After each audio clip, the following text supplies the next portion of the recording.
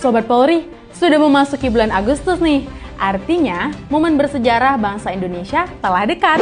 Untuk itu, pemerintah Indonesia melalui surat edaran Menteri Sekretaris Negara tentang pedoman peringatan HUT ke-78 Republik Indonesia tahun 2023 menghimbau nih untuk mengibarkan bendera merah putih secara serentak di lingkungan masing-masing mulai tanggal 1 sampai 31 Agustus 2023. Selain itu, pada tanggal 17 Agustus 2023 pada pukul 10:17 sampai dengan 10:20 waktu Indonesia Barat selama 3 menit menghentikan semua kegiatan untuk menghormati peringatan detik-detik proklamasi.